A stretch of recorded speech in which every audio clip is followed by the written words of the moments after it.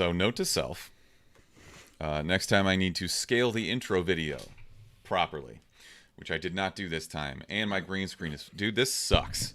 What Life happened? is hard right now. I don't get it. What do you mean scale? Was it like super tiny? So I changed the layout. Oh, I see. You fucking idiot. Everything else got changed except for that, and my green screen's still fucking up.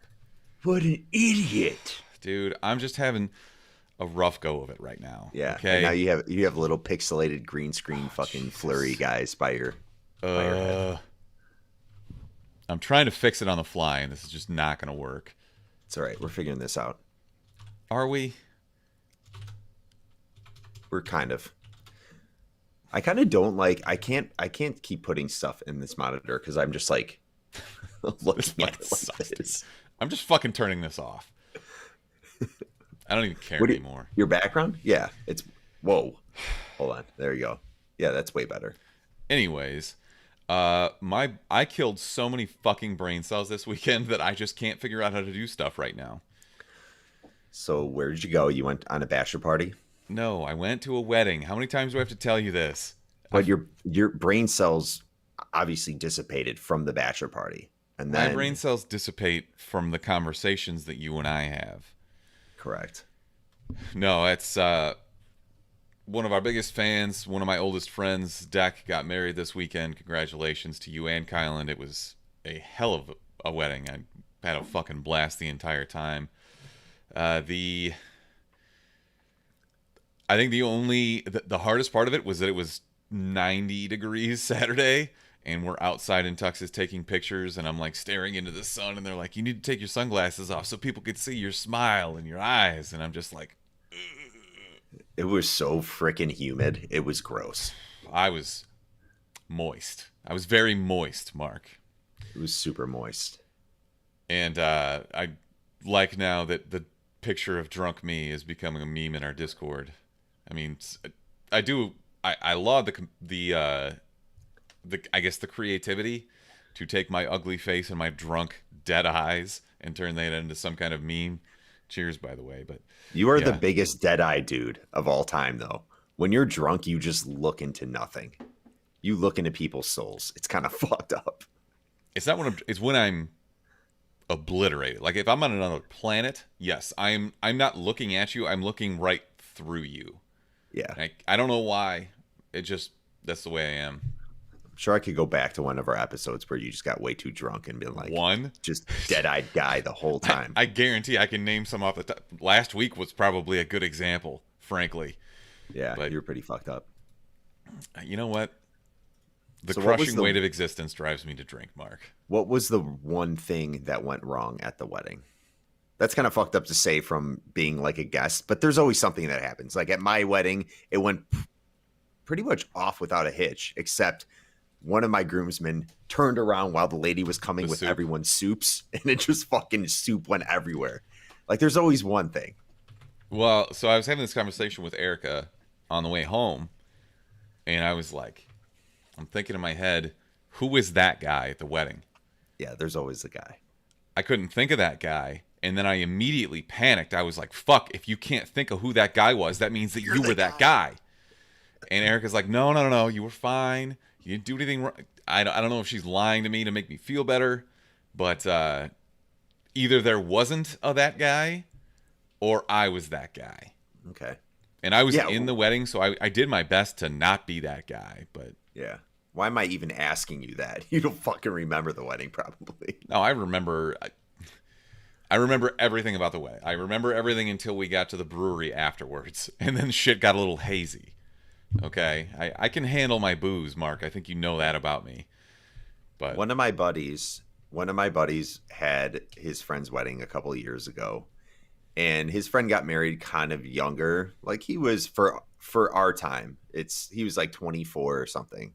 So they were just like fairly recently out of college, still dumb as fuck.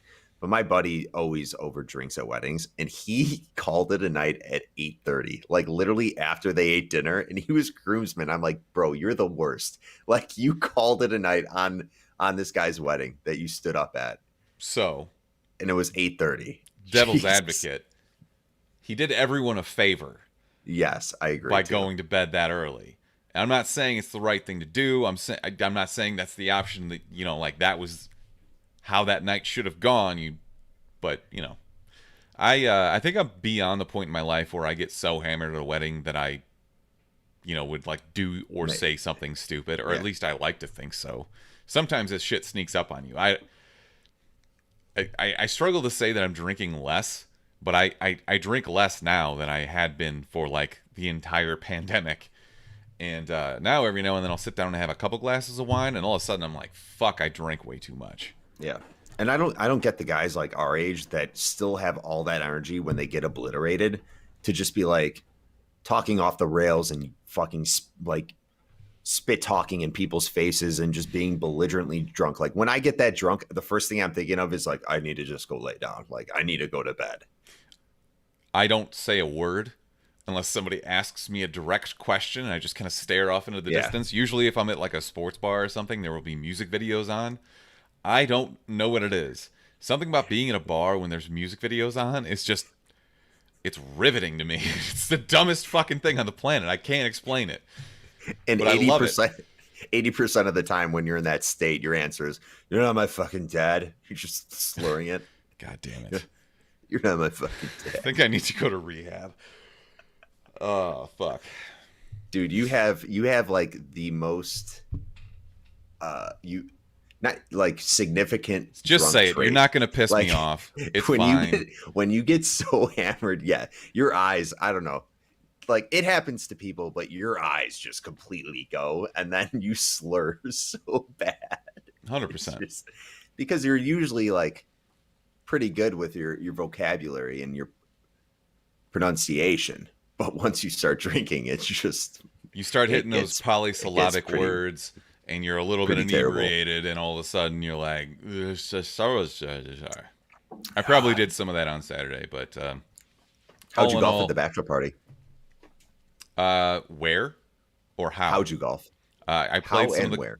best golf I've ever played at Red Tail in Crystal Lake. So it's a really well kept course. I think as long as it's rained enough up there in that area Mhm. that most of the courses are going to be nice enough that like they're gonna be a value deal. Like And we then you played proceeded. Go ahead. Kyle and I went and played Billy Caldwell.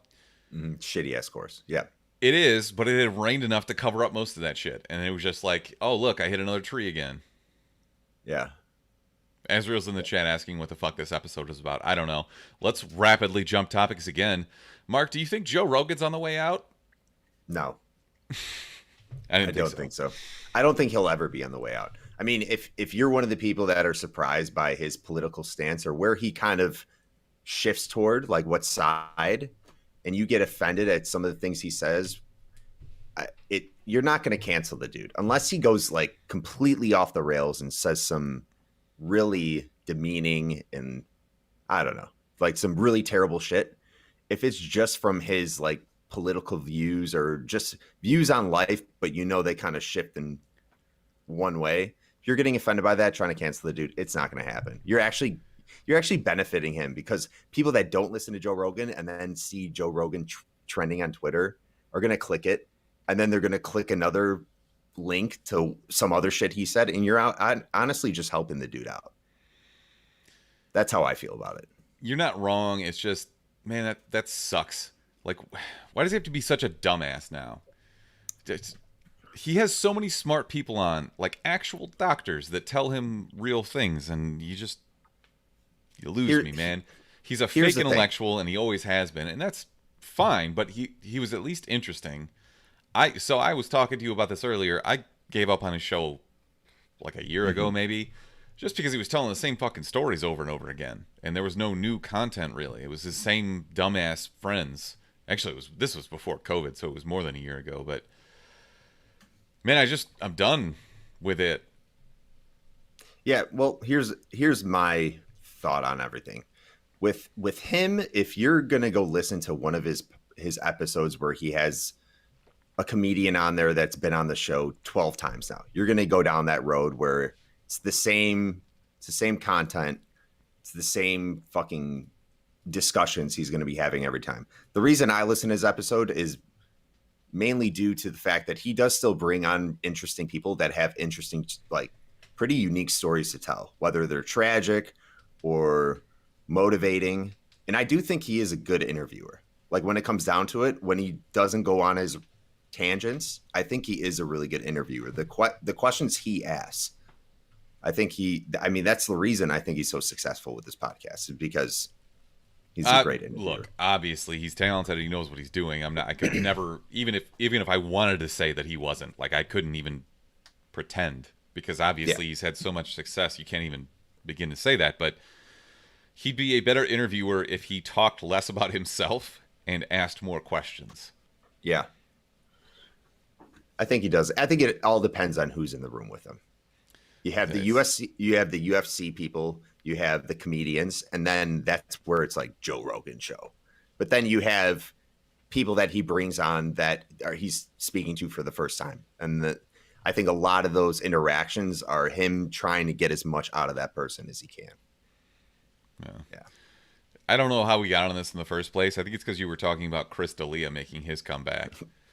Yeah, him on the other hand, it's like there's a funny thing going on where I feel like all these content creators and influencers or comedians or whoever's pretty famous that does something shitty and gets caught for it and then just thinks, oh my God, I'm just going to have to go off social media longer than the last person did. He went off for pretty long. It was like a year or something, but it's always in the means of where they act like, okay, it's been that long. People are going to think I've changed or been doing like really been spending time with my family and all that shit.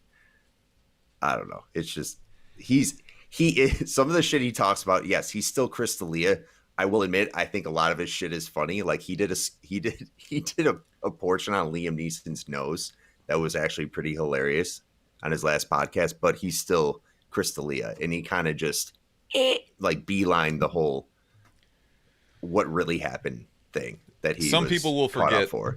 A lot of people won't, and he'll still have his followers and he'll still be fine. It's gross, and I wouldn't like. Would you pay to go see him again?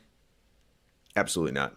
We saw him together, didn't we? Yes, we did. You, me, and TJ before all of these weird allegations and stories and shit came out.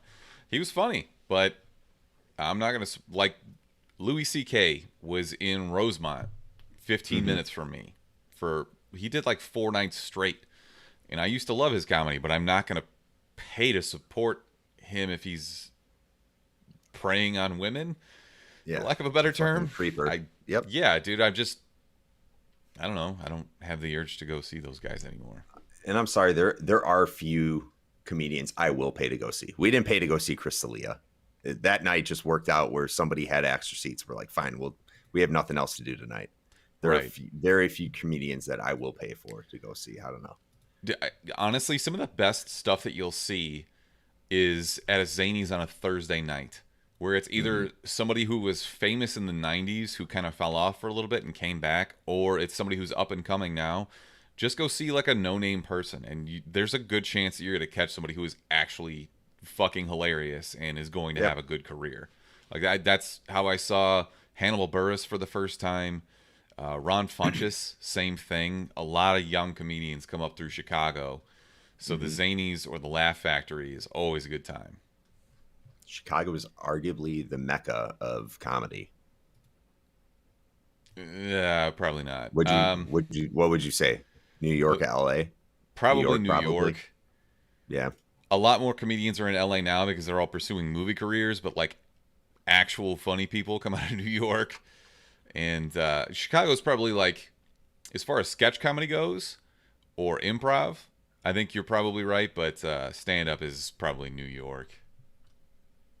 Doesn't really matter. It's whatever Eddie you're Murphy a fan came of. out of. Eddie Murphy was from New York, right? I don't know the answer to that. I know that he did a lot of his stand-up in LA. Like he was going to the original Laugh Factory out there a long time ago, but I digress. Anyways, we should probably do stuff, right? Let's do stuff. News or trailers? Us. Boop. That's some news. I sent you some trailers, Mark. Most of them were bad. It's kind of a weird week. One in particular. That was your favorite, and you fucking know it. Actually, this one's probably your favorite. Mark, I assume that you're familiar with the Freddie Prinze Jr. She's All That movie from the mid-1990s. Yes. And you loved it, obviously. I actually didn't mind it at all. I know. I'm very aware. So now, this Addison Rae girl is going to star in He's All That, which is just a gender swapped version of that, I guess, and it's coming to Netflix. Why the fuck not? But it's with singular TikTok star, right? Isn't that what Addison Rae was famous for? I believe you're right. Isn't she the one that pissed off everybody?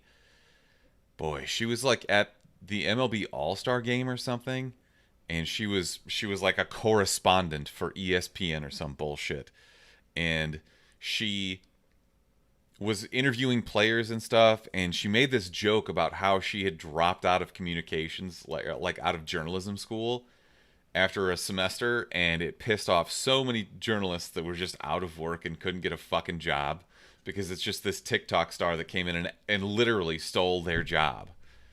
Like, the Turker jurors, but this is actually, she took their job. Yeah, I don't know. I didn't look that far into it. I'm proud of you for investigating as much as you did on that. I didn't invest that's all Twitter, man. Every source, every little nugget of news I get comes from Twitter. I guarantee it. Why did I think She's All That starred Drew Barrymore? Oh, that was Never Been Kissed. Damn it. All right.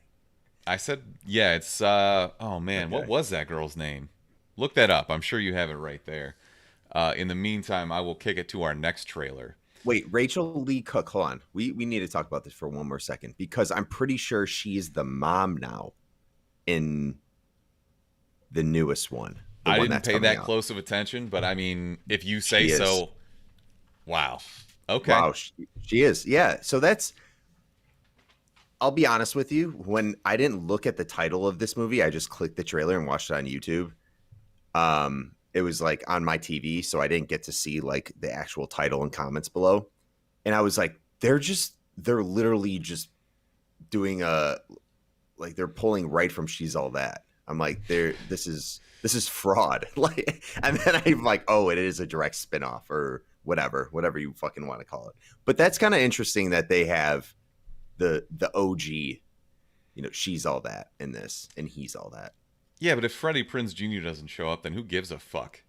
Who's saying he won't, though? I guarantee he might. That's not something... No, dude, if you make a trailer for a movie that's got Freddie Prinze Jr., you put him in it. If they have Kourtney Kardashian, there's a good chance they can get Freddie Prinze Jr. Fair enough. Okay. Let's talk about this next G-Butt movie, Gerard Butler in Cop Shop. What the fuck is this?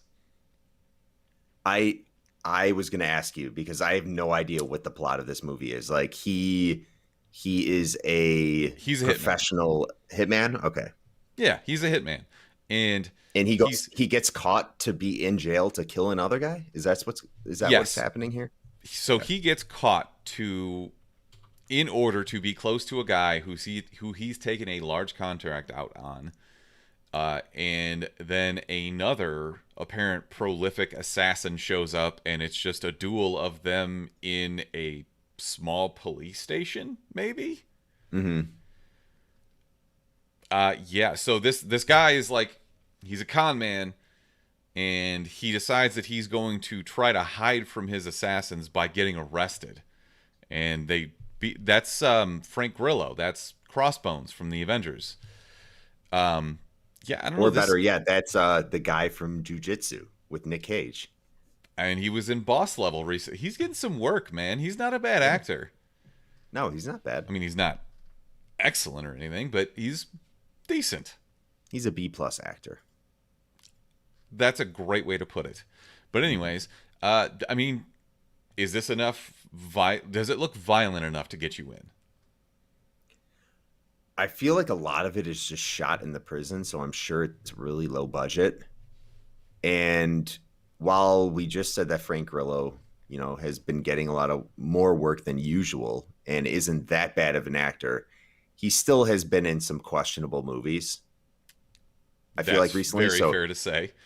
and G Butts, you never know with this guy. I mean, I didn't think that one movie he was in was that bad. The latest one we got, what was it, Greenland? Greenland?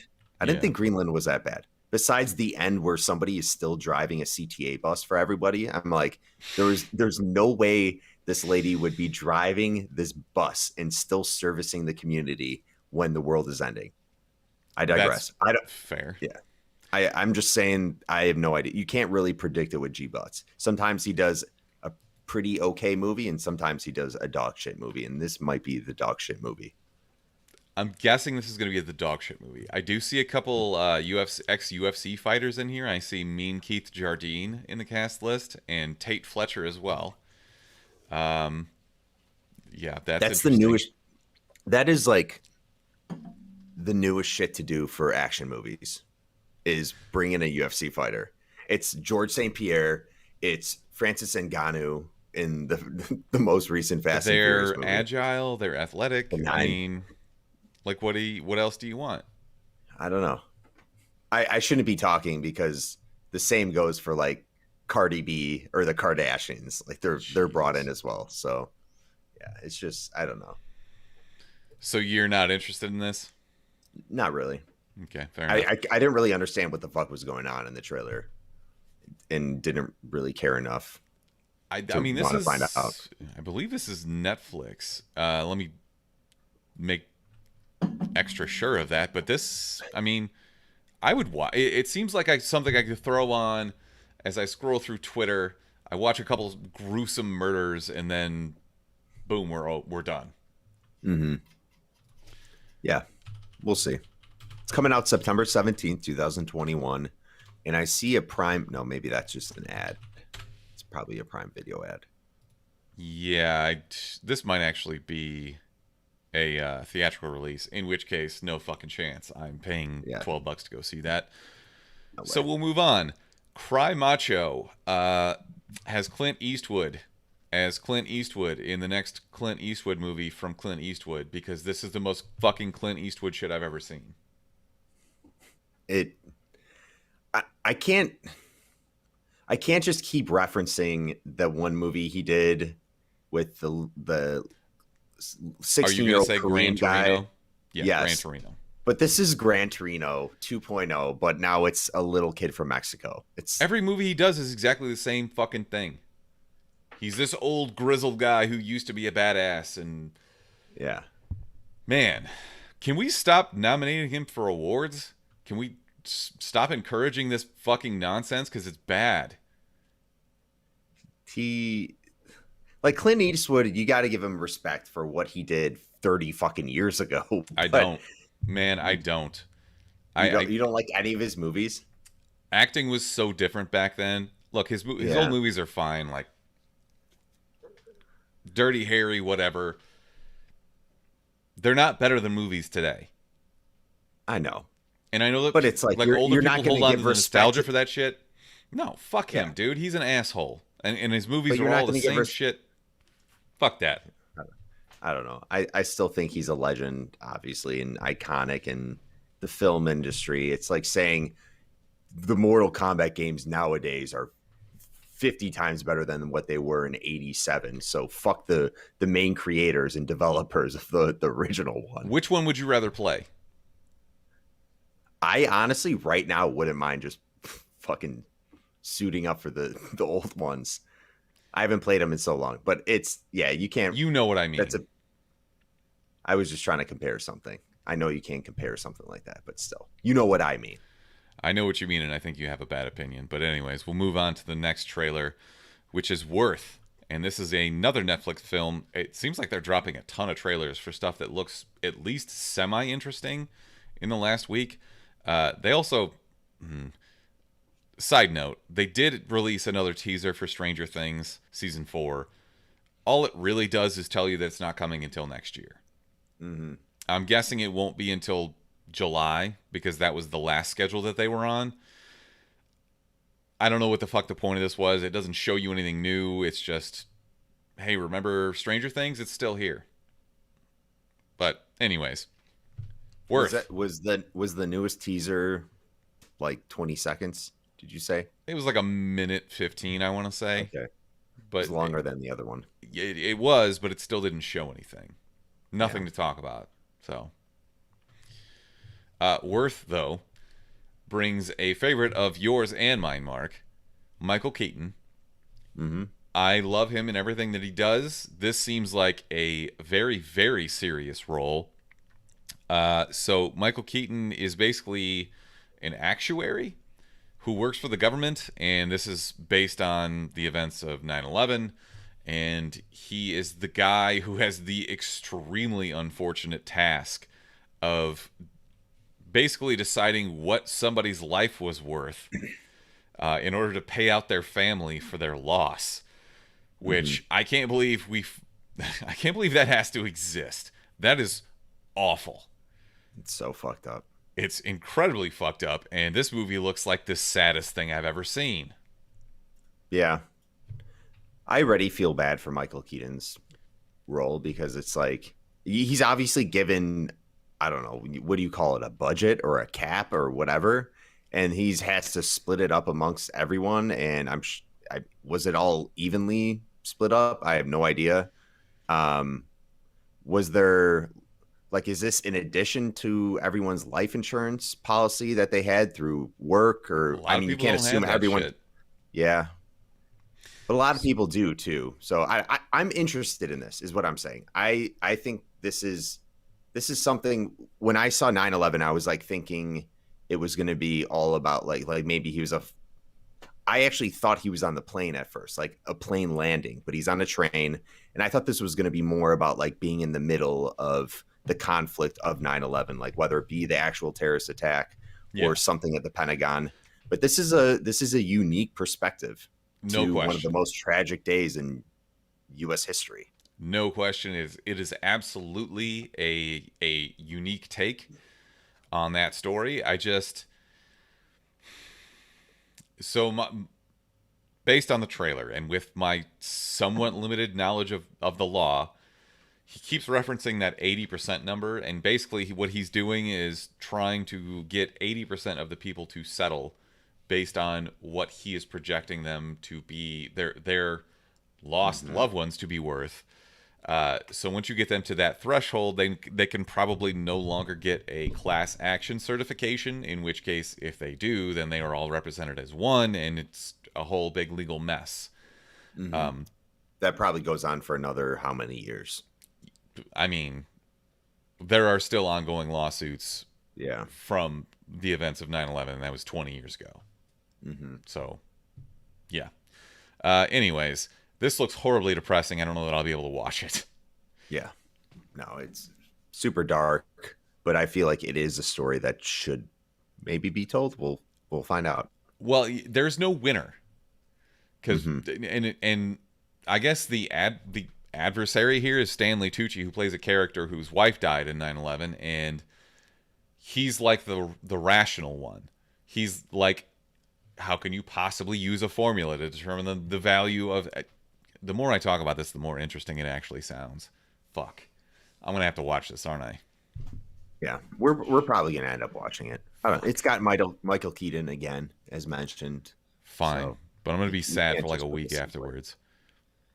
It's fine. All right, Mark. Together. It's time to talk about the best trailer of the week. Fuck, dude. CIA. This is why we need to figure out how, like, through the whole YouTube fucking laws and Twitch laws, we can end up playing a trailer and watching it live. I don't think that's possible. I know with like post, like after it can't be live. Like all the trailer reactions, I haven't seen one that's live, so I feel like you can't do it. But this is the trailer that I wish we could have watched live and reviewed. Holy fuck. I don't want to actually talk about this because it's awful. But if you're looking for something that will definitely make you laugh, go watch the trailer for C.I. Ape. It's APE, like monkey, obviously. But they also brought back like the big voice guy from the early 90s who did like the Three Ninjas trailers. In a world where kids are ninjas. Man, if I could have one person's job, one, In the entire history of mankind, it'd be that fucking guy's job. Here's my question. All right, for the listeners, I won't try to talk about this too much, but yes, it's about an ape that is a CIA agent, does fucking every sort of martial arts and karate and swings from fucking buildings and takes out bad guys. Why the fuck, if you are budgeted just absolutely nothing for this joke of a movie, why would you make your main character something that needs to be CGI'd in?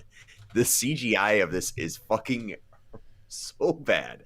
But if you're interested in watching this, which you should be, because this is one of those trailers we don't get to see that often, especially in a world that guy is back. In the world. Like, you need to watch a trailer when that guy comes back. You should grab your significant other, your wife, your girlfriend, or your boyfriend, or whoever, and somebody that's close by you, and be like, yo, you got to see the trailer for this fucking movie. I've never been this excited for a film to come out in forever. And play this trailer, and holy fuck, I guarantee you that person's going to look at you and be like, what the fuck is this? But amazing. Yeah, it's... You know what? You've said enough. I digress. Doom Patrol, Mark. Did you finish season 2? I did not, and I need to go back and watch it. But now I think Titans season 3 is out, and honestly, I'd probably rather watch that than Doom Patrol season 2. I don't know. I fell behind on all this shit. I can't keep up, and it's not good enough for me to put aside everything else that I've been watching, which we'll get to shortly. I've never been into those characters. They're kind of like, I mean, unorthodox, one-off characters. You know, I mean, I never was into, I feel like that was a strong run in the 90s or whatever it was. Just never got into Doom Patrol. And it was just, it's hard for me to really stick to a series, especially a superhero series, where I cannot relate or think of other sources of media where I enjoy the character, whether it be comic books or animated films or shows or whatever. So this was one of those where I was just like, I don't know, I can't really relate to I can't really, enjoy these characters because I don't really know too much about them besides Cyborg. That's fair. But I think that what kept me in was the weirdness of it. And then it just kind of pivoted into super depressing. I'm noticing a trend through all of this is that I can't just watch super depressing shit on TV anymore. Like it just doesn't sit well with me. So you're not going to go back and watch Attack on Titan, is what you're saying? Man, I don't think I can. Honestly, I think it would be bad for my mental health. Yeah. When I was watching that show, I was dieting for a bodybuilding show, and I've never questioned myself so much as to were you just like, oh my god, I'm like, this is the worst. There's something fucked up in my brain because it was like I would always watch the most depressing show when I was starving myself for these fitness competitions, or I would literally put on the Food Channel, and it was like I don't know why the fuck I did it. There's a word for that, Mark. It's called masochism. You literally hate yourself so much that you feel you need to be constantly punished. You should start just flagellating yourself with a whip. Masochism. Oh, learn something new every day. That's how you know I'm not drunk yet, because I can still enunciate.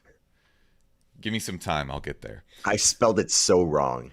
It's like masochism. It's masochism kind of. Masochism, yes. Anyways, last trailer, which honestly, in my opinion, is probably the best looking trailer of the week, is for Midnight Mass. And this is from the mind that brought us The Haunting of Hill House, Mike Flanagan. It's a small town off the New England coast, like 30 miles on a ferry, and there's obviously some fucked up devilish shit going on, and I'm pretty sure that the island's preacher is actually the devil, but also that would just be way too obvious. I don't know. This looks interesting to me. Mark, what do you think? Didn't Mike Flanagan do something with Dr. Sleep, I think? I would be interested to know that, but I don't know off the top of my head. This looks really fucking good for being a Netflix horror show. And yes, we've had success with Haunting on Hill House or whatever it was. The last one I didn't enjoy as much was what the fuck was it called? Bly Manor, right? Haunting of Bly Manor. Yes. What I did like about that is the fucking weird You things just like that the would be in background ghosts. Dude, I was so infatuated with that. I was like, this is amazing. I'd be always looking and be like, oh my God, I think there's something in the corner. But yeah, it looked pretty scary from the trailer. It In my looks opinion. well made. Mm-hmm. I just don't know what else to say about this. We don't really know much about it. It's this small island with a new and very weird priest. So this is coming on Netflix on September 24th, and I think I'm in. Dude, Mike Flanagan directed Doctor Sleep. No Holy fuck. shit. Dude, Doctor Sleep was pretty good. I loved that movie. I honestly, I think it might have been a situation where my expectations were so low. It's like, there's no fucking way that somebody can come in and make a sequel to The Shining and have it be good. And then it was. And then I was just gobsmacked because it shouldn't have been any good. It had no right to be. But yeah, I always look back on that movie and think so. I can kind of see similarities now thinking about like Haunting a Hill House, just the way that show was shot. Doctor Sleep, I don't think needed to be 2.5 hours. If it was like 2 hours, I'd be like, I would consider watching this again. But since it's 2.5, I'm like, ugh. But the girl wore a top hat, Mark. I know. It wasn't even a top hat. It was like a creepy fucking. I don't even know what you call those hats with a It was feather. like a bowler hat. I don't know what the I'm not even gonna. Unnecessary feather. Always the worst. All right, a few last bits of news, Mark. Ryan Reynolds, when talking about Deadpool 3 this week, he's on tour right now, plugging Free Guy everywhere, which he shouldn't have to because it's the only good thing coming out this week, and it's probably going to be incredible. Early reviews are good, which is a very good sign. But he was in an interview talking about the percentage chance that Deadpool 3 is happening. I don't know, quote, I don't know, I couldn't assign a percentage to that, and then he does. It's maybe 50-50. We're really actively developing it and getting it in good shape. What the hell month is it? August? Oh, next year. Probably pretty damn good. I'd say 70%. All this to say, bring me more Deadpool or get fucked Disney. I agree. One of my favorite franchises from Disney is Deadpool so far. Do you think there's anybody better at promoting their own work than Ryan Reynolds? No. Do I think there's anyone better suited for the Deadpool character, even though I don't read the comics? No. I feel like he's fucking perfect for that role. And I mean, there have been few in between. There has literally been no movie recently that I have not enjoyed with Ryan Reynolds. Even that fucking movie, the Fast and Furious knockoff movie. I still like that movie. He's just a super likable guy. It was fun. It had a bright green Alfa Romeo. Yeah. Dude. Super likable guy. I'd be so surprised if somebody was able to dig something up on him. Don't even do it. Don't even try. I don't want to know. Can I digress for a second? I know I've been doing that all night. Yeah. I have to buy a second car. Okay. Boo-hoo. Well, it's not that. It's actually really exciting because I want to buy something fun. I don't know what the you fuck fucking bought your dream Jeep though. I mean, it's a Jeep. It's nice, but it's not fast. I mean, it's kind of fast, but it's not fast enough. Doesn't Erica want like an SUV or something? That's what the Jeep is. She can have the SUV. Oh She'll God. take the Jeep. I'm going to drive. Is not an SUV, dude. What are you talking about? That's literally it's the original SUV. I would hate to be married to you. Just what the fuck are you talking about? One of the greatest child fucking vehicles to have a kid in is a Jeep. Fucking Wrangler, whatever the fuck it is that you have. What the fuck are you talking about with your fucking 1992 Honda Accord? Get out of here. I know nothing about cars. Yeah, we're using a shitty ass car. It probably has a terrible like child safety rating. But you can't shit on me for that then. Yeah, I can because you just went and bought your dream Jeep. You're a Jeep guy, and you just probably spinned it to Erica where you're just like, yo, this is actually a pretty safe Jeep. It has a sick sports stripe on it with it's aquamarine blue colored. It doesn't, and it's gray. I don't know what the fuck you're talking about. It's blue. Your Jeep is blue. Are you fucking kidding me? Are you trying? No. Hang on. Mine. Everybody in the chat. Mark is currently trying to tell me what color my car is. Are you fucking kidding me? But you bought a Rubicon, dude. So? why don't you just let Erica have her SUV? This isn't She can about you have that anymore. one. You She you loves that car. no, you got your Jeep. Oh You my got God. your Jeep. I don't know why I thought that I could have a conversation with you about cars. You got your fucking Jeep, dude.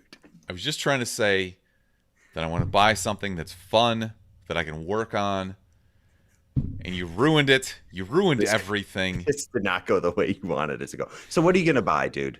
What next? Are you gonna buy a Jeep 2.0 or a Rubicon No, I want to. I V3? just told you I want a fast car. That's not a Rubicon. What was a Rubicon? Why did you buy the Rubicon?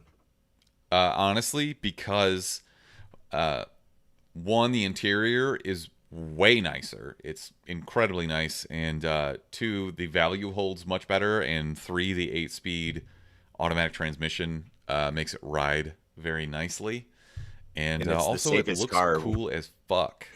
It's the safest car for driving your kid around with no Why do you think a doors. Jeep is so unsafe?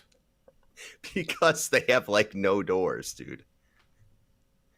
The siding is like fucking like they have just like the rails, and then It's they a put like roll cage. the fucking pool noodle over the like the siding of the car. I It lo- love that looks you like think a you have any fucking fucking monster idea truck, what you're dude. talking about right now. Looks like it looks like one of those like go-karts you would take out on a Las Vegas bachelor party, like in the desert.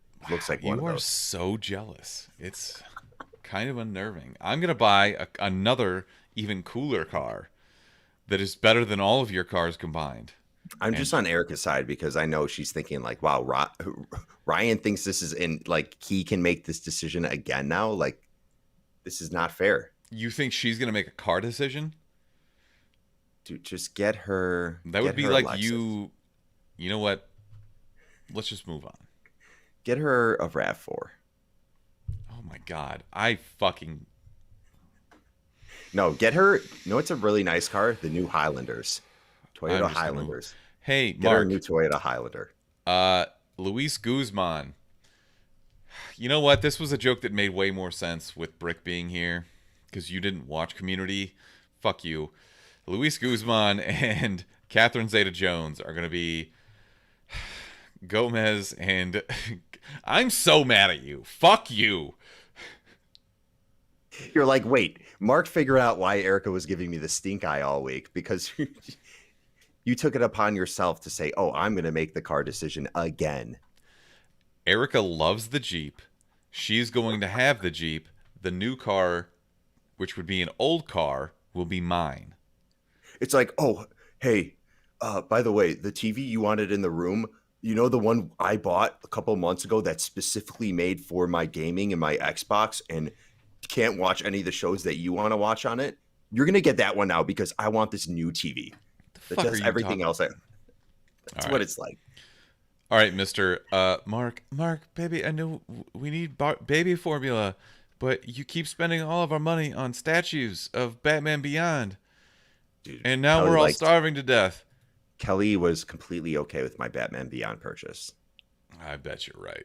One of the few statues, she was like, fine, but fuck you. I refuse to believe that. All right, I know who Luis Guzman is. No, you So don't. what's going on with him? Yeah, I do. He's the guy from King of Queens, right? No, he's from Narcos. He was in Carlito's Way too. He's Pacino. been in a lot of stuff. He's a comedian. He was in Waiting. He was in Community. He's been in a lot of stuff. Okay, but I know He's a who you're very talking funny about. guy. What's he and doing? He's going to be Gomez Adams, and his wife is going to be Catherine Zeta-Jones, which makes zero sense. But continues a long-standing tradition of big, fat, ugly guys who marry hot girls in comedies. Who is You're Gomez? Googling Catherine Oh, Zeta-Jones right now, aren't you? Okay, so That's- we're still doing the Addams Family shit. Like Yes. they didn't do enough with the animated CGI shows or movies. This is an 8-episode show that's going to be premiering on Netflix, and this is from the mind of Tim Burton. So Mm. it's going to be weird. He's a weird dude. He is a very weird dude. All right, I don't know what else. back to back to a way that you could maybe kind of level out, you know, the shittiness of you wanting to buy another car for yourself. Oh my God. There's IKEA is doing something pretty amazing right now. Those Swedish meatballs, you ever have them going to IKEA? The ones that are made of horse meat? Yes, those. Yeah. They're making candles now that smell like the Swedish meatballs. Out of horse meat? Possibly. There's a good chance.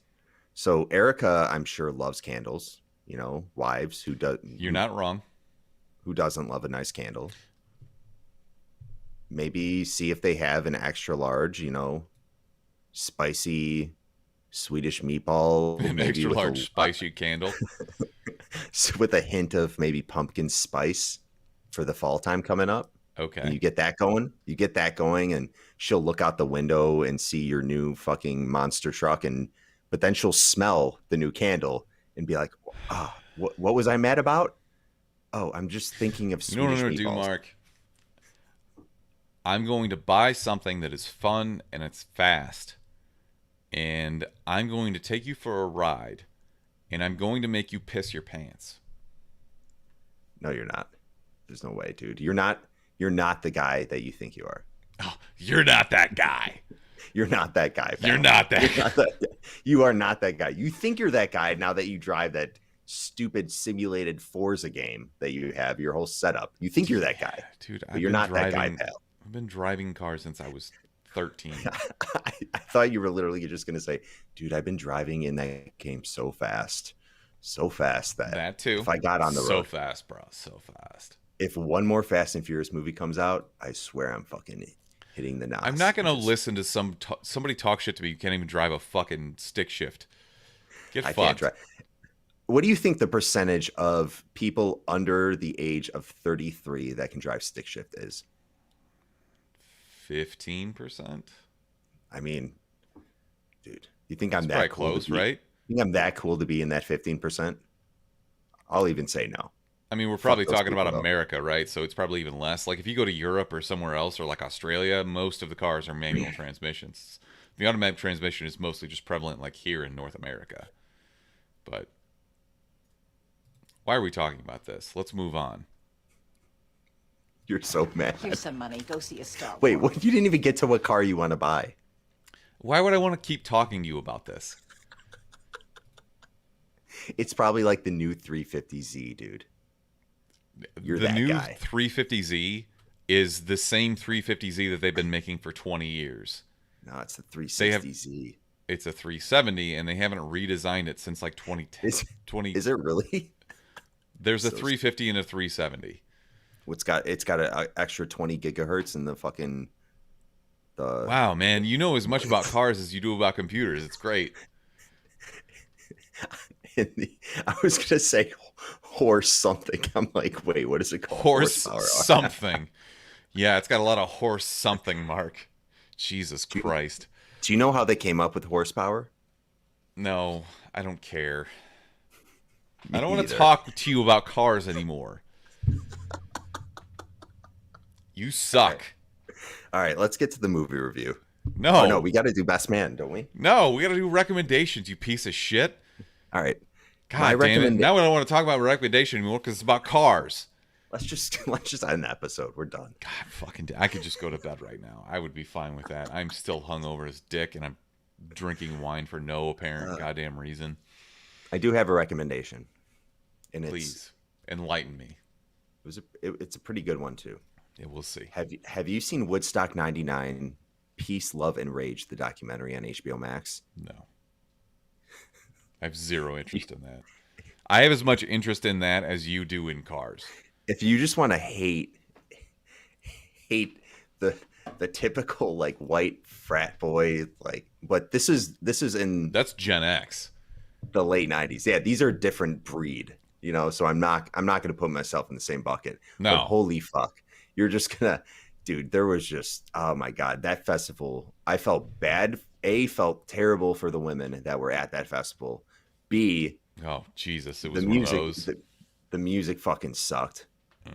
C, besides TJ, our buddy TJ will argue with me. He fucking loves Limp Bizkit. I'm like, honestly, yeah, Chocolate Starfish album was cool to bump in your car for maybe like a total of 6 minutes, but after that, fuck that guy.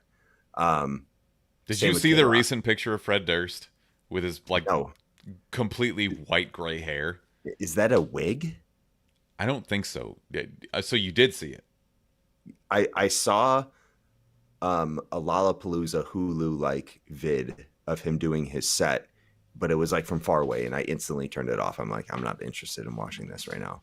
Okay, fair enough. Well, he's very weird looking now, and he's very much not Fred Durst. I don't think you're gonna see him in a red Yankees cap anytime soon. Yeah. No, this documentary was pretty interesting though. Like how shitty of a music festival this fucking thing was, how hot it was, how they had like no water and they were overcharging all their attendees there, and it ultimately led to riots. Isn't that Which literally a lot just of us every know. concert ever year? They just charge you too much and don't give you enough, and Yeah.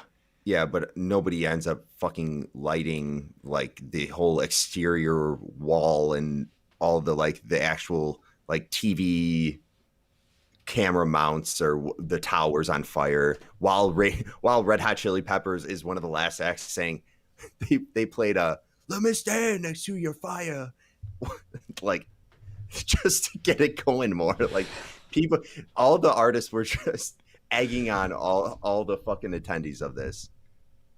why And not? I guess I don't fucking know. it was unreal. Oh It was Jesus, unreal. that's Food horrible. everywhere. Oh my god, there's just shit everywhere. People were just breathing in shit. Probably had the fucking most sickening dry mouth of all time. Just shit particles flying around because people are. All right, I'm tipping going to over cut you porta off right there potties. because that's really gross. I'm really curious as to why you didn't go to Lollapalooza this year. I'm not a big Lala guy. I don't know why you think that. I I've been to Lollapalooza once. How many times have you been? Probably twice, more than me. No, I've been more than twice. Wow, you're a big Lala guy. I used to go back when it was in Tinley Park. I saw Incubus there and Jane's Addiction and a Rage. shitload. I actually Red Hot Chili Peppers and Foo Fighters were there too. Yeah. It's awesome. No, Rage Against the Machine I saw when he was in Chicago. But anyways, yeah, I mean, like you're the concert guy though. Like you love live. Like I've outgrown that. I have zero interest in going to a concert ever again for the rest of my life. Mm-hmm. Like somebody offers me tickets and it's in a box maybe, but no, I don't want to be close to people. I don't want to be sweaty and gross and have people spill shit on me and idiots and no, fuck that. Yeah, I prefer singular concerts more than music festivals usually, especially when they're gigantic like Lollapalooza. And it was pretty hot the weekend that it happened this year.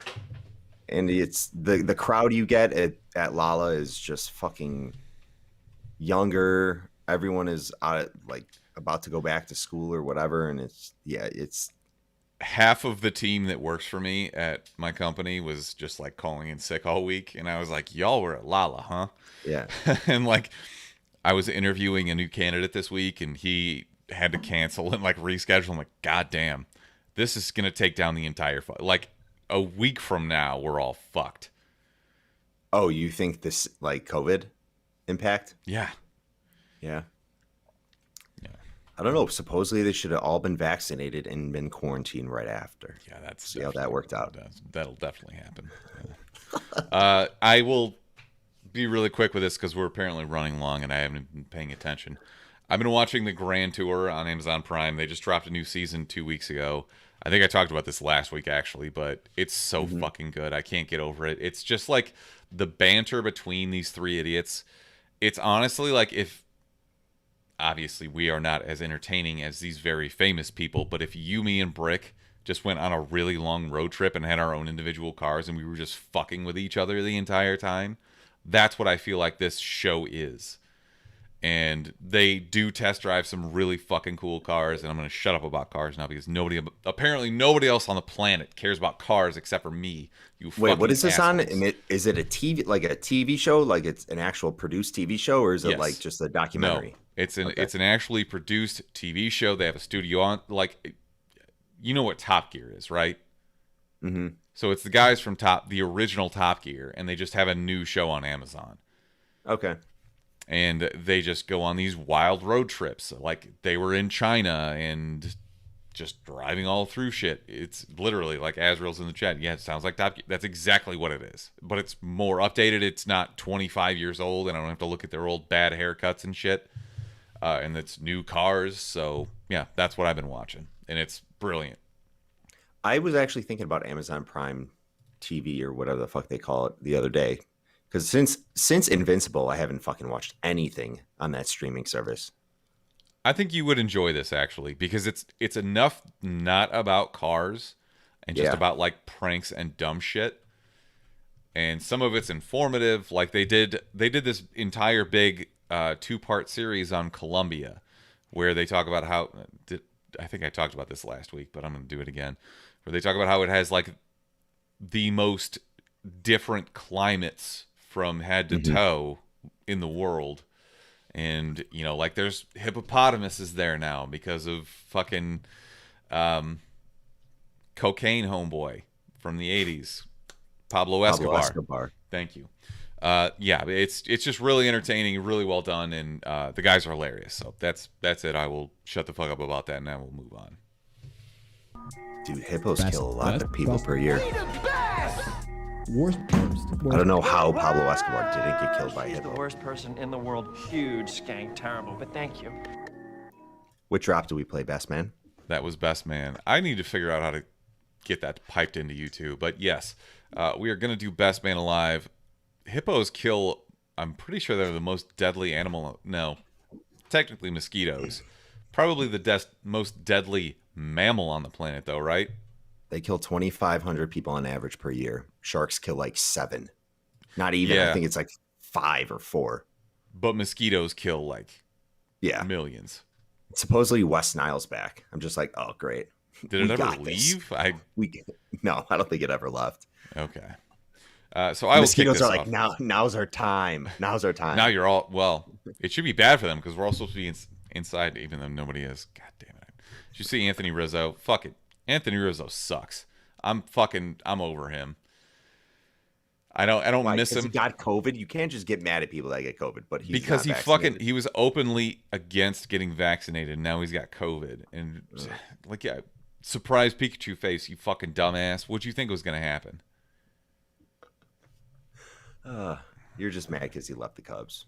No, he was the one that needed to go the most. But anyways, he's a good guy though. You can't be that mad. No, at him. Like he has this foundation, and I don't mean to say that he's a bad guy. He does so much good, especially for like children's hospitals and stuff. He's not a bad guy. He's just maybe misinformed on certain topics. Just deficient on some topics. Yes, I apologize. I shouldn't have been that harsh. That's obviously. I'm frustrated with certain situations, and we will move on now. Just wrap the show up. We're done. We've already established that we don't give a lost fuck. The car argument today. You're shitting on Anthony Rizzo. You're just going off the rails. It's not a good look for you. I told you when we came into this that I had zero charisma today. I got nothing. I'm packing nothing, dude. I'm shooting blanks. All right. I thought you'd come in here and cut me some fucking slack. Nope. You're just ramping the douchebag up to 11. Hell no. Got to take full advantage of it. Anyways, I have a worst woman alive. Her name is Kim Reisner. And Mark, I'm guessing you don't give a shit about the modern pentathlon, which is an Olympic event. Nope. Couldn't even pronounce it, so why would I care about it? Okay, fair enough. I'm still more sober than Mark because I can pronounce pentathlon. Pentathlon. It's just 5 events, basically. Like one of them is horse riding, and one of them is running long distance. It's something that shouldn't fucking exist, and nobody gives a shit about. But for some reason, we get this in the Olympics instead of like a sport that people would actually want to watch. Which is, I think, why the Olympics ratings have been so shitty for the last 20 years. Nobody cares about your shitty sports. This woman is a coach for the German team, and so apparently you do all these different events, and you are assigned a random horse, with which you are supposed to like go over jumps and shit, and they give you 20 minutes ahead of your race or your run or whatever you want to call it to like bond with your horse. So you have to calm the horse and like get it to obey your commands and things like that. And this Anika Schlew was in the lead up until the final event, which was the dressage or whatever the fuck you call it, this dumb horse shit. And the horse just didn't care, didn't listen to a thing that she said. And the woman came out crying. You potentially have seen this meme going around on Twitter or Instagram where the horse is like smiling big as fuck and the girl is crying on his back. And it's very sweet poetic justice, because maybe we shouldn't put horses through this. Maybe we should just let them be. Horses don't give no fucks. I'll tell you that right now. Well, this one probably did, because this coach, Kim Reisner, is the one who got ejected from the Olympics because she punched this horse in the face. So is she the worst woman alive? Is that where we're going with? That was my very long roundabout way of saying she's a huge piece of shit, and I hate her. So she was crying. Wait. Sorry. So the rider is not the one who punched the horse. It's the I was coach saying she gotcha. of the German team. Wow. Yeah, so fuck this lady. And, yeah. Wow. What if you were just known as a horse puncher? What a piece of shit. That sounds very sexual, by the way. Oh, man. Why'd you have to put that in my head? I hate She's a horse puncher. God damn it. All right. Mark, who's your best man alive? What the fuck? Honestly, I'm so disappointed in you. My best franchise or company alive was IKEA for those candles, but I'll do another one. The worst fucking company alive, video game developer, Sega, or whatever you call them. What would you call them? Sega. Video game. I don't Fuck know. Sega.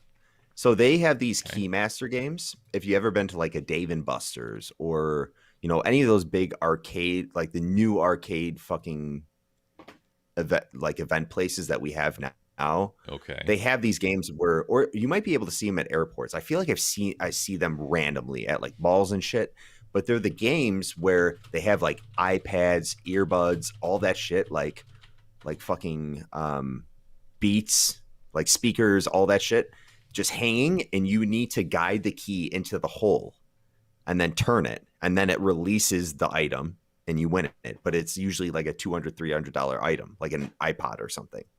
Anyways, there was a lawsuit filed because I guess in like the programming, they only allow a person to win after a certain amount of attempts. So there is really no like technique to it. Like So there's no way just you can lying win. to you. And They're just lying, it's a scam. flat out It's lying fraud. to you. They're letting people win, but it's not because of your skill. It is because the game has just gotten to the point where they're like, okay, we've allowed 10,000 people to fail. Now we're going to let somebody win something. How fucked up is that? Fuck you, Sega.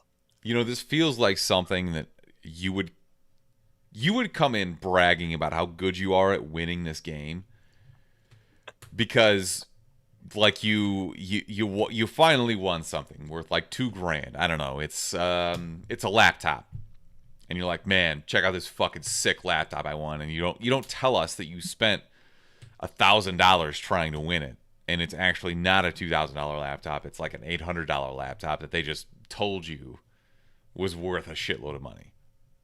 Whatever, dude. Fuck this game though. It's not a game of skill, it's a game of chance. Like all they needed to do was market that, and you'd still have plenty of people trying to win things, It's like a slot machine. You just make it clear on the machine, like you're going to try to guide it in there, but honestly this is just a game of chance. I don't trust anything except for blackjack. Fuck that. I don't know. It's really shitty if it is true, if the lawsuit goes through, and It sounds true. All right. Fucked up. Let's do our review. Drop time. All right.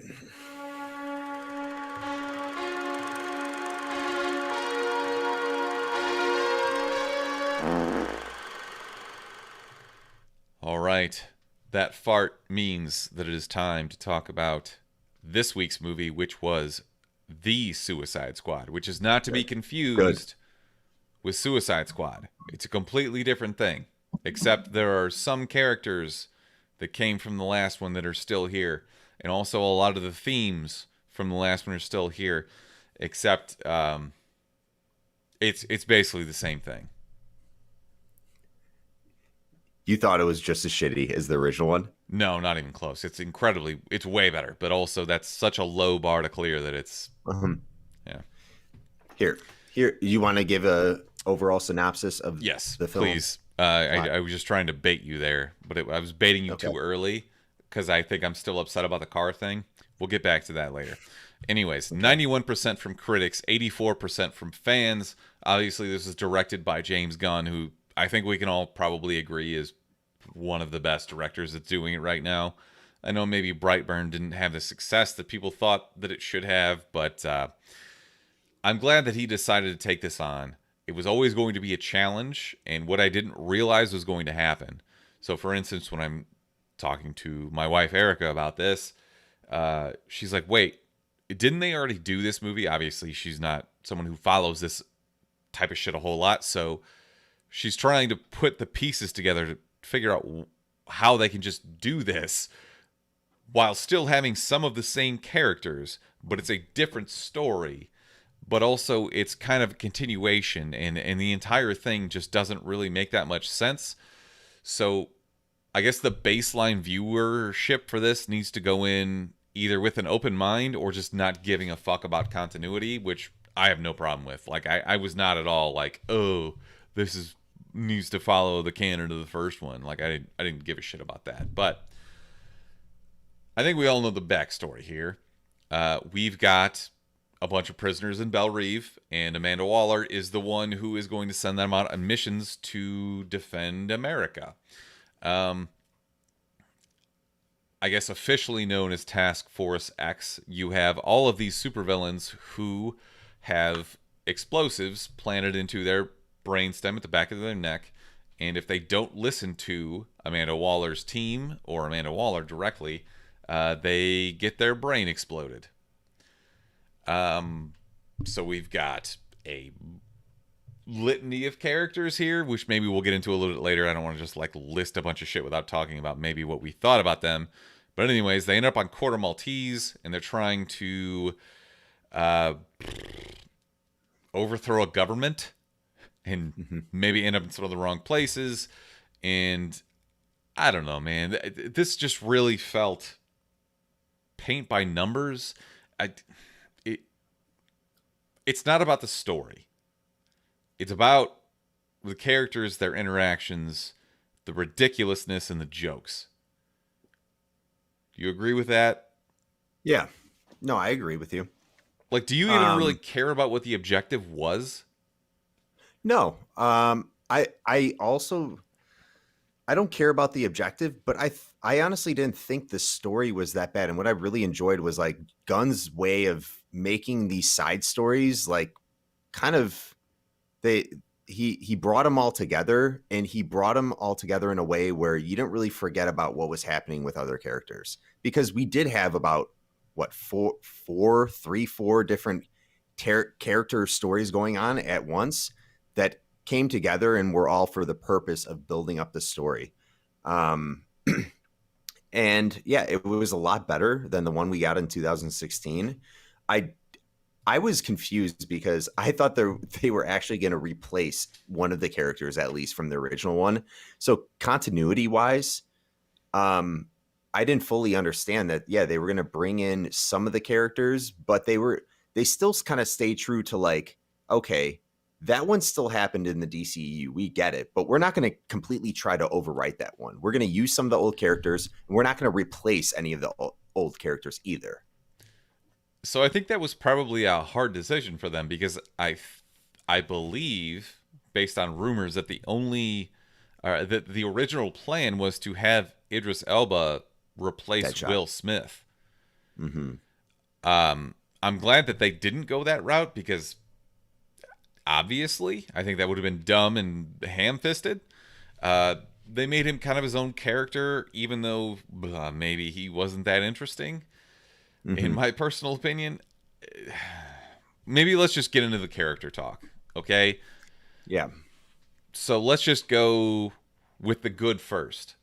We can talk about who we thought was well cast and who we thought was well used. I will always love Joel Kinnaman. I think it's just his sexy ass voice. Half of these people were wasted within the first 15 minutes, which sucks. Margot Robbie.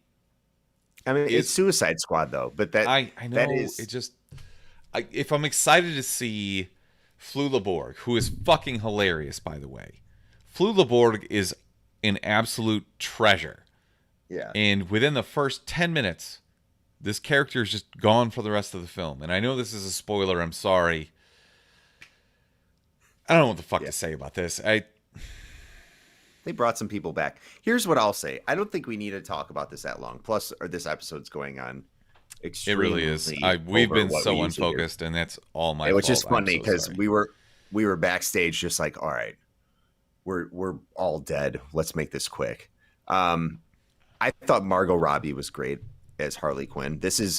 I liked her. You can't. Why? You didn't like the voice? You don't like no, it's the voice. Okay, you actually just don't like her in that role. You don't like. I think she's great action sequences. I think she's great, showing the psychotic nature of Margot Robbie. Like falls in love with this guy. Like big romantic scene. And I knew exactly what was going to happen because I'm familiar with the comics.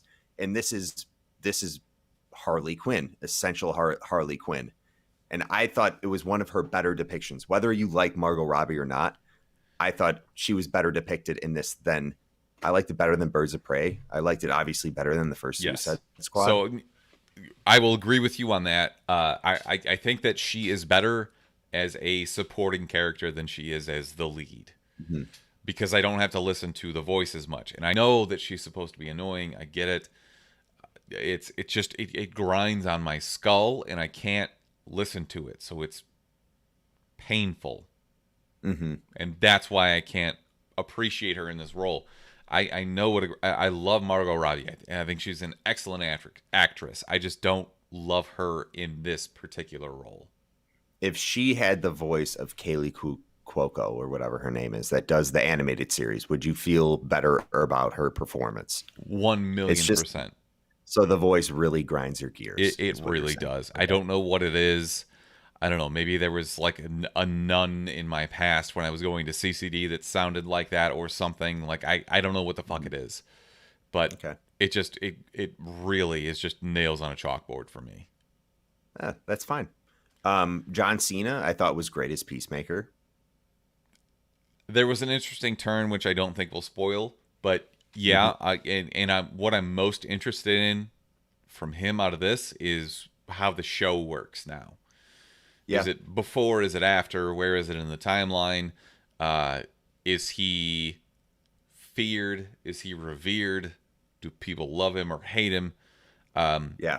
What I think that they didn't really do in this movie is let him be funny. They gave him like one or two lines, and instead of letting him be John Cena like in his bubbly personality, they tamed him down a little bit and had him just be a badass. And I want more funny John Cena. Yeah. I thought the chemistry he had with Idris Elba with Bloodsport, that one scene where they're in the jungle and they're showing off, their guns and their assassin techniques and all that shit. I thought that was great. And yes, I thought they could have utilized him a little bit more, but then we get into the waters of like, did they overutilize him? Are they just like using John Cena now as all the levity? So I think there was a good mix of both. And I think the standout scenes of comedy were from him alongside Idris Elba, who wasn't a funny character by any means, but just the way they interacted, I thought were great. So Idris Elba had a couple things about him that made him a little bit more relatable. Like he wasn't just the Mary Sue, I'm good at everything. Like he had some fears and faults. They opened that up very early with his relationship with his daughter and stuff like that. So I was happier with that character. They really just didn't develop anybody. They just assume, they go into this assuming that you know who they are and what they're about. And I feel like that was to the detriment. But you also couldn't make this longer. Yeah. Yeah. No, I get it. David Dastmalchian as Polka Dot Man. I think that was a surprise. I don't know. I feel like you didn't like his character. I thought he was pretty good. Honestly, I enjoyed him more than I did fucking Scarlett Johansson in Black Widow in her performance. Okay. I thought his character was interesting. It was something we've never seen before, and he just like had something to him where we don't see that side of like a criminal mastermind or whatever you want to call. Well, I guess he's a B villain. I wouldn't call him a mastermind. Yeah, I would think so, considering he didn't want his powers and hated everybody. The mother joke killed me every time. Brilliant. You thought that was funny. I thought you were going to not like that because I thought that was something maybe overused. No. Okay. That recurring gag is hilarious to me. I love it. And look, this movie is funny. It's funnier than the first one was, and obviously James Gunn is a funny dude. It just, I'm really struggling with this because I liked this movie. It just didn't do anything new. It didn't do anything better than every other movie. Maybe the one thing it did that I really appreciated was Starro, and just like the grossness of this giant monster. I love that. The kaiju type shit, I love that. But other than that, I mean, like, yeah, it was enjoyable. I would even watch it again. And I will say that my recommendation is see it. But, like, if I'm going to tell you what my rating is, it's the lowest that I could give a see it. It's like a 6.7 out of 10. You know, like the lowest on that end that I could give it that would be a recommendation to see this movie. I think I could put it in really good terms into what you're thinking. This is not a DCEU movie that is going to make you think that the whole franchise is now going to turn for something amazing. You know, it's not going to be the first phase of Marvel movies. Like it's a good movie. It was extreme. I thought it was really fun. I thought it was a top 3 DCEU movie. I honestly might have liked it better than Black Widow. So I'm going to say see it because I gave that movie a see it. I thought with the villain, I like the villain better than, especially with Taskmaster. That is one of the villains I'm most interested in from the MCU. And I liked what they did with Starro, and I thought Starro had more stakes than what Taskmaster brought to the table. And I don't want to just compare that movie to this, but I find myself doing that because I gave that movie a see it. And I thought this was one of the better DCEU movies. That's not saying much, but that we've had in the last. But think about it. The biggest complaint personally that I've had about the last, I don't know, 4 or 5 DC movies has been it just like the villain is a dark gray version of the hero. And now you finally give me something different. And I appreciated that so much more. It's such a better concept. It presents better problems, and it's infinitely better than any of the villains that have been in a DC movie to this point. It looked like a big vagina shooting little starfish out of it. It's just that was gross, but it's supposed to be gross. Like it's supposed to be big in your brain and weirding you out. And that's what I appreciated about it. Yeah. And I really like the fact that, not to spoil it too much, I liked how they killed off the villain, and I liked the whole eye scene. I thought that was cool, especially with it was definitely weird with Harley Quinn. It was weird and it was like nothing I had seen before. But that's what I will say about it. This movie had a couple scenes that were weird visually, like they were just trying to do that psychedelic kind of crazy shit. You know what I will say though is that the music kind of sucked. Yeah, for a James Gunn movie, like it's not Guardians by any means. Guardians not of the even Galaxy close. Does not have a soundtrack like that. It was like new kind of punk music, and it just I didn't appreciate it at all, and I didn't like it. So were you surprised at what happened in the beginning on the beach? How many people I think so. I think yes. Mm-hmm. Just because based on the trailers we had seen things that would make you think otherwise. Mm-hmm. But that's not to say that it was bad or detrimental. I think that is sometimes doing something like that is quintessential to telling a story. So I didn't bother. It didn't bother me. Mm-hmm. Yeah. No, I'm with you. Is there Yeah, anything else also, you didn't like about this? I was gonna mention the music. James Gunn. I wish they would have had a little bit more of a soundtrack going. Uh, there were some characters where I don't know. Kinnaman is great to look at and he sounds cool, but I just wanted to completely forget that first Suicide Squad movie, and with him in it, it was hard not to do that. Wait, how is that his fault and not Margot Robbie's? It's not. It's not. It's my fault. It's just something I have a problem with. Dude, this is the same comparison with you and like, how is that Margot Robbie? Well, yeah, she's doing the voice, but you can't take away her whole performance because you just don't like her voice. I guess you can, but No, you're 100% right. We're irrational about movies, and that's kind of why we talk about them. Yeah, it's Suicide Squad. It's the Suicide Squad. I wish. Yeah, get your shit straight, Mark. I wish some of these characters would have stuck around a little bit longer. But I also think this sets up for it. Well, it does set up for what we're going to see in the future from maybe some spinoffs. I think the people already know what's going to happen with Peacemaker. They already announced that. Or is that an animated show with John Cena voicing? No, it's live action. Okay. All right. So that's already known. But I will say stick around for the last two post-credit scenes. They're one of them. The last, yeah.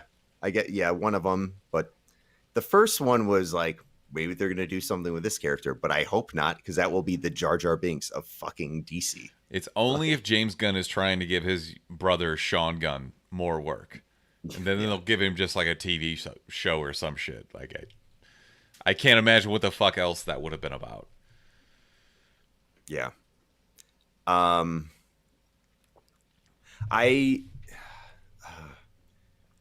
guess it's fine. They in this movie they do the whole like, it's just really corny. Like, his name is Captain Boomerang. He was once a blah blah blah blah blah. Like, they give the origins like that, and I thought the origins of what they did for Polka Dot Man is how you need to do it. Like, where somebody just briefly mentions something about how his mom fucked his life up, and he always wants to kill his mom, and then you make that just the running joke. And like, you don't need to get a whole background of Amanda Waller telling who that character is and why they're in the penitentiary. Like, it's Belle Reve. All right, one last Belle thing.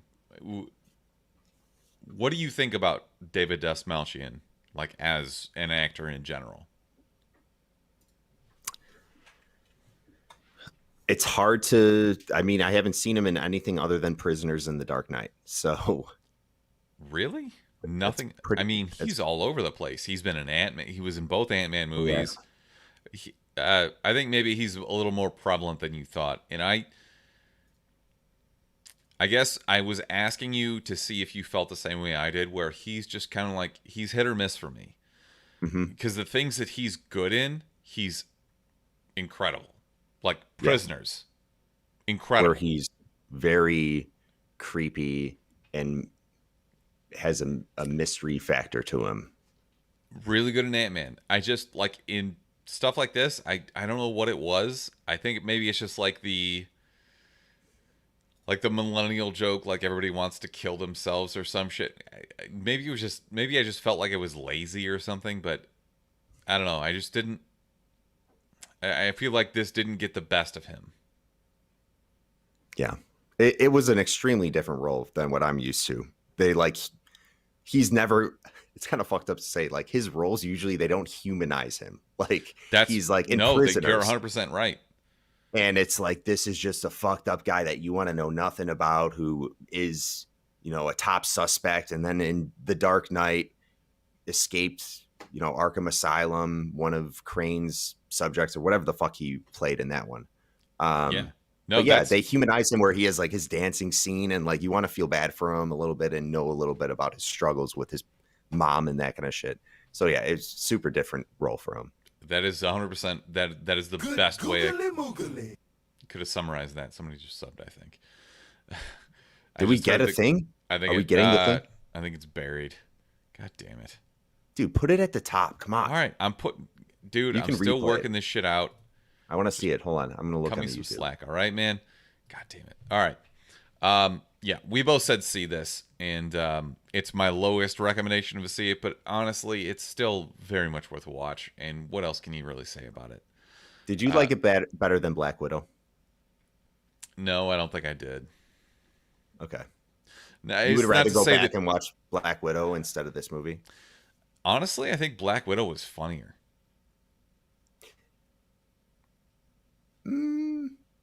I could see that, I guess. I think Black Widow had.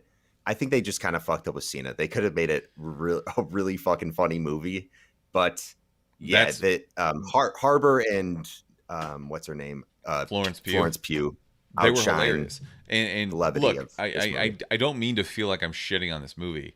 And again, I came home from a wedding yesterday, and I was hungover as dick, and I just was dying, and I watched this movie.